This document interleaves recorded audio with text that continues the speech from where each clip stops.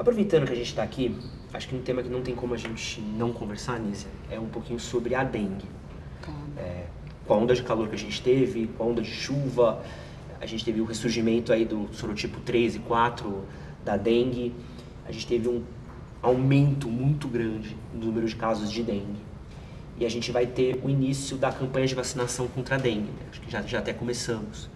Quais são as expectativas para essa campanha de vacinação contra a dengue? Então, só assim, até começando, né, do início da sua pergunta, que eu acho legal para a gente conversar, na verdade, tem esse fator do aquecimento, né, da mudança climática, tanto que nós passamos a ter nos últimos anos dengue em estados onde não tínhamos, na região sul do Brasil, por exemplo. Há 40 anos nós temos epidemias de dengue no nosso país.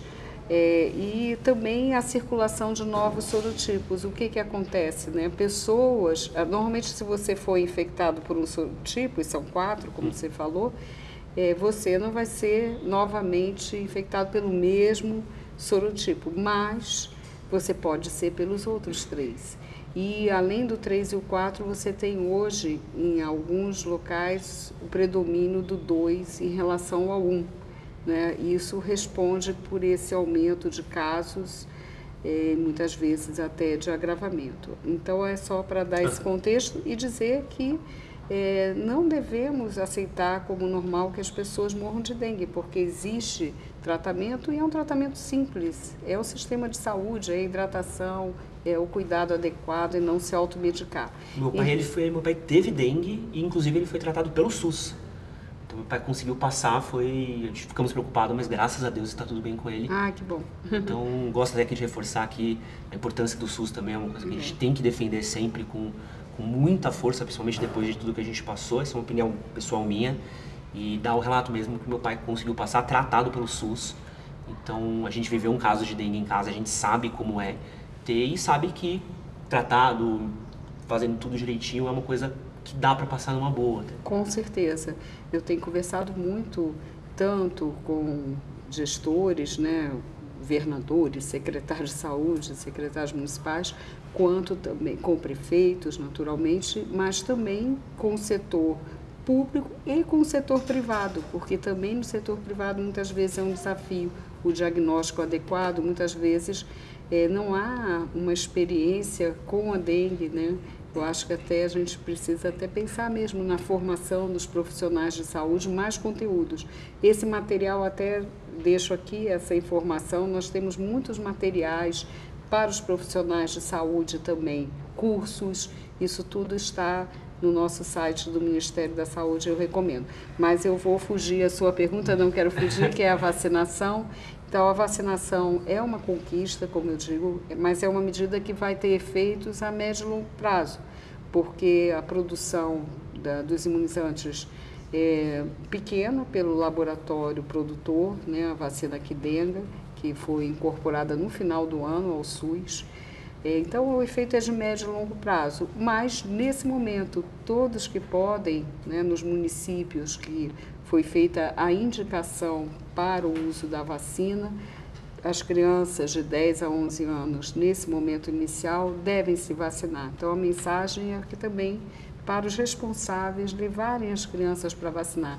Aliás, foi bem bacana que aqui no Distrito Federal, né, onde estamos, em Brasília, eu fui ao início da vacinação e as crianças estavam muito conscientes, porque elas diziam, não, eu sei, estou tomando a vacina, mas vou ter que cuidar dos focos de mosquito, eu vou ter que ver isso na escola, em casa, são muito conscientes, até isso é importante também dizer. Quem tomou a vacina não está protegido ainda neste momento, porque são 2 doses com intervalos de 3 meses. Por isso eu faço tanta questão de dizer que é médio e longo prazo. Não é uma resposta para as situações de emergência de agora.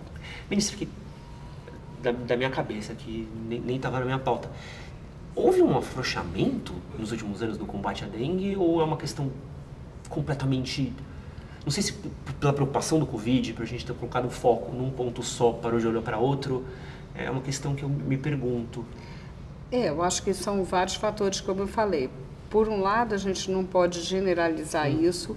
Eu tenho me reunido com governadores, prefeitos, então em muitos lugares você vê um cuidado com a limpeza urbana, um cuidado com o saneamento, que aí é uma política que precisa, né, realmente de uma atenção maior. E a nossa própria urbanização, né, ajuda essa proliferação de mosquitos. Mas também há um certo relaxamento, como você disse, porque é preciso ter uma constância e até essa comunicação, que nós reforçamos muito a comunicação no Ministério da Saúde desde o ano passado, e vejo essa preocupação em muitos gestores estaduais e municipais, por a própria população, todo mundo realmente tem um papel, né? Então nós temos dito 75% dos focos nas casas ou ao seu redor. Então é uma responsabilidade de governos, mas é também uma responsabilidade de todos nós cidadãos. Então, nesse sentido, sim, eu acho que houve um relaxamento. Além disso, nós vivemos agora, no início do ano, um número tão elevado de casos pelas questões de mudança climática que você falou, né? Um aquecimento muito grande, chuvas abundantes, isso tudo combinado leva a essa proliferação. E a circulação de sorotipos que não estavam circulando, ou seja, muito mais pessoas expostas. Esse é um fator para as crianças estarem nesse público-alvo, porque muitas não tiveram essa exposição a sorotipos que estão em circulação. Então, você vê, nunca em saúde, ainda mais quando envolve ambiente, sociedade, não é uma coisa só. Está aí a biologia, né?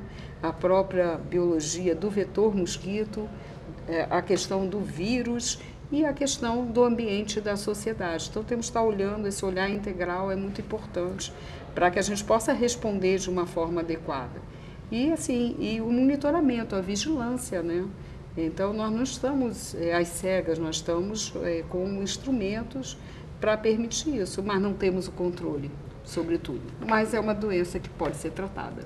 Então, não ter automedicação, que você falou sobre seu pai, é fundamental. Um abraço aqui para o pessoal que faz a vigília da dengue lá na Vila Prudente. Muito moça bem. Muito simpática, sempre converso com ela, lá tem bastante mato. A gente tá sempre dando um abraço ali. aí para vocês. Ajudem a nós nessa mensagem do Brasil Unido contra a Dengue aí em Vila Prudente. Um grande abraço. Ministra, vocês também estão com uma parceria com o MEC para falar um pouquinho sobre o combate à dengue nas escolas também, Exato, né? exato. Então, as crianças acabam sendo um fator de trazer informação para casa também, né? Com certeza.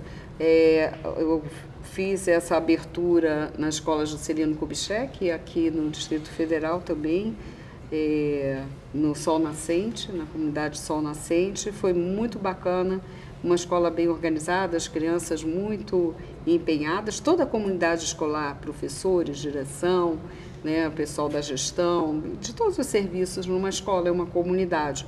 Esse trabalho nas escolas é central, Edson, porque, de fato, a criança leva essa mensagem para o seu bairro, né? E nós estamos retomando o programa Saúde na Escola, como eu falei, e o Ministério da Educação também está com materiais didáticos para as crianças, mas também para os profissionais da educação. Então, nós estamos trabalhando de uma forma integrada no governo. É uma orientação do presidente Lula, né? É importante ter essa orientação geral. Os problemas da saúde nunca são da saúde. Aqui nós já falamos de ambiente, de moradia, da educação, né? Então, se não tiver essa perspectiva, não conseguimos dar a resposta que precisamos para a dengue e para outros problemas de saúde. Esse que você acabou de assistir foi um corte do nosso podcast com a ministra da Saúde do Brasil. Para assistir o episódio completo na íntegra, clica aqui do lado, vou deixar um outro corte que com certeza você vai gostar. E não esquece de se inscrever no canal. Valeu!